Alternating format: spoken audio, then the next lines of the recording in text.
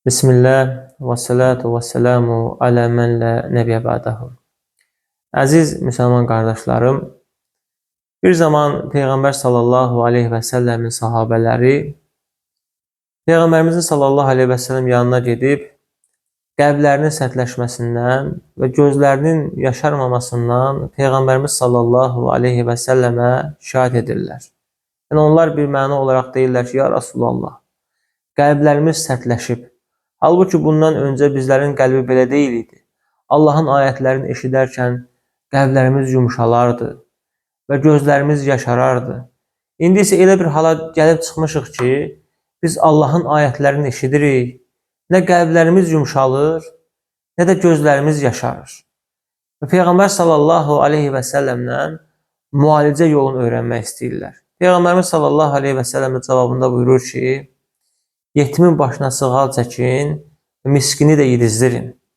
Yəni, sallallahu aleyhi və səlləm bildirmək istəyir ki, əgər qəlbinizin yumuşalmasını istəyirsinizsə və gözlərinizin yaşarmasını istəyirsinizsə, yetimə himadarlıq edin. Yetimə kəfil dayanın və miskinləri də yedizdirin. Əgər bizlər yetimlərə himadarlıq edəriksə, yetimlərə kəfil dayanarıqsa, Allah Azza və Cəllə bizim qəlbimizi yumşaldar. Hətta belə bir söz var, o evə ki, yetim daxil olar, o evə Allahın rəhməti daxil olar. Yəni, o ev əhlinə Allah Azza və Cəllə rəhmət edər.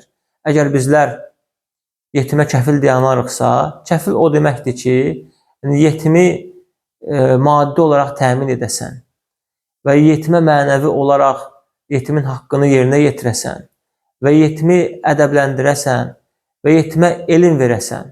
Necə ki, İmam Əhmədin anası belə etmişdi.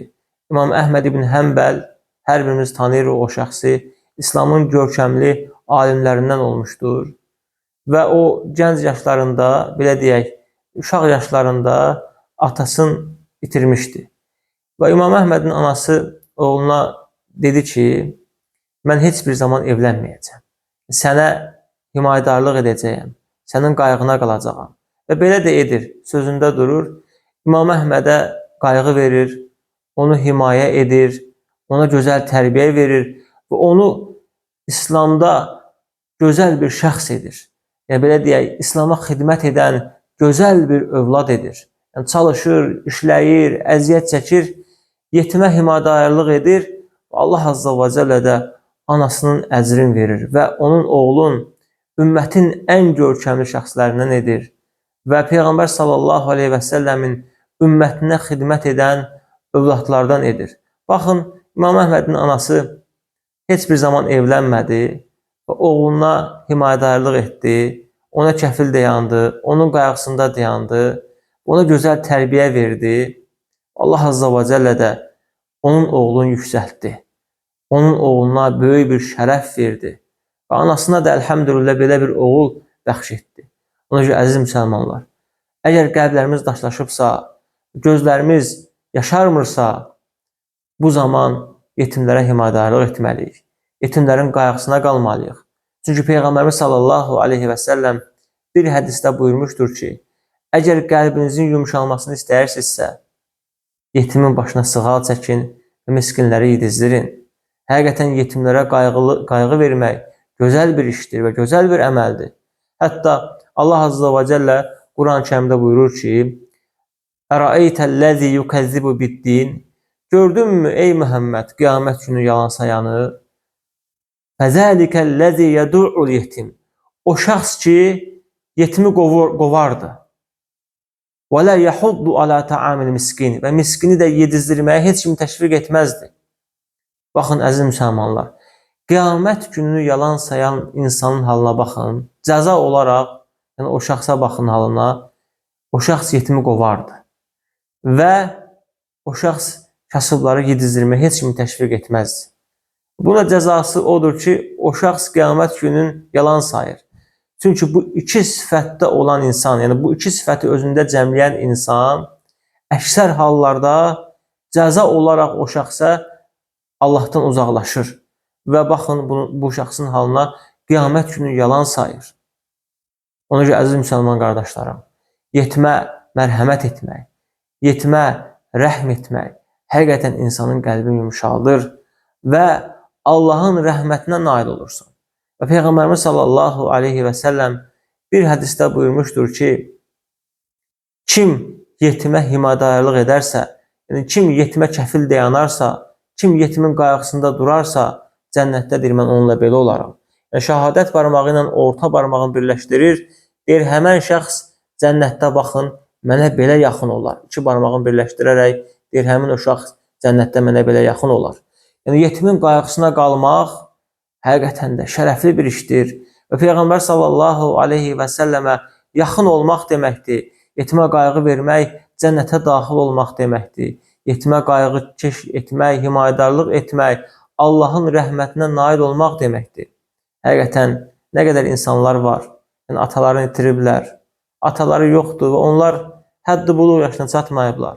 Onların həqiqətən bizim qayğımıza ehtiyacı var. Yəni, biz onlara qayğı verməliyik, onlara yardım etməliyik, onlara kömək etməliyik, onların hər işinin öhdəsindən gəlməliyik. Necə ki, Allah Azza və Cəllə Quran-ı Kərimdə buyurur ki, Allah Azza və Cəllə Quran-ı Kərimdə bəzi şəxsləri tərifləyir və onların sifətlərini bizə bildirir. Deyir ki, o şəxslər haqqında Allah Azza və Cəllə yut'imunət ta'amə alə hubbihi miskinən, yetimən və asira.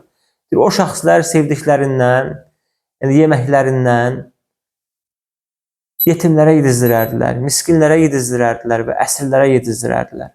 Baxın, yetimi yedizdirmək, miskini yedizdirmək və əsir bir şəxsi yedizdirmək, görün nə qədər görkəmli bir işdirsə, Allah Quran-ı Kərimdə bu sifətdə olan şəxsləri tərifləyir və öyür. Buyurur ki, onlar həqiqətən də sevdikləri yeməklərdən, sevdikləri şeylərdən kasıblara yedizdirərdilər, yetimlərə yedizdirərdilər, ehtiyacı olanlara yedizdirərdilər. Görün, nə qədər əzəmətli bir əməldir. Allah Azza və Cəllə Quran-ı Kərimdə bu şəxsləri tərifləyir. Və biz də belə olsaq, həqiqətən də, yəni o ayət bizə də, belə deyək, o ayətin hökmünə biz də daxil oluruq.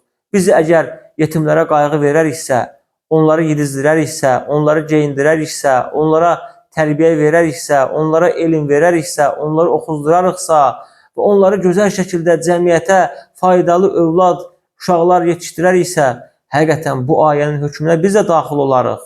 Sanki Allah Azza və Cəllə bu işimizlə biz də tərifləyər və bizim belə halda olarıqsa, əlhəmdülillah, çox gözəl bir, belə deyək, insan olaraq, müsəlman olaraq və gözəl sifətlərimiz olar. Və bu Allahın razılığıdır.